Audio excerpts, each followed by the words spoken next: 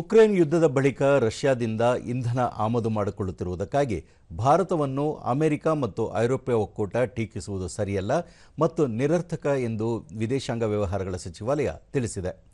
ಈ ಕುರಿತು ಹೇಳಿಕೆ ಬಿಡುಗಡೆ ಮಾಡಿರುವ ವಿದೇಶಾಂಗ ವ್ಯವಹಾರಗಳ ಸಚಿವಾಲಯದ ವಕ್ತಾರ ರಣಧೀರ್ ಜೈಸ್ವಾಲ್, ಯಾವುದೇ ದೊಡ್ಡ ಆರ್ಥಿಕತೆಯಂತೆ ಭಾರತವು ತನ್ನ ರಾಷ್ಟ್ರೀಯ ಹಿತಾಸಕ್ತಿಗಳು ಮತ್ತು ಆರ್ಥಿಕ ಸುರಕ್ಷತೆಯನ್ನು ರಕ್ಷಿಸಲು ಬೇಕಾದ ಎಲ್ಲ ಕ್ರಮಗಳನ್ನು ತೆಗೆದುಕೊಳ್ಳುತ್ತದೆ.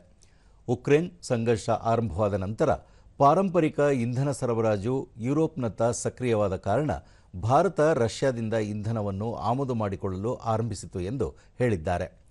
ಅದರಲ್ಲೂ ಅಮೆರಿಕವು ಆಗ ಭಾರತ ಇಂಧನ ಆಮದು ಮಾಡುವಂತೆ ಉತ್ತೇಜಿಸಿತ್ತು ಎಂಬುದನ್ನು ಸಚಿವಾಲಯ ಉಲ್ಲೇಖಿಸಿದೆ.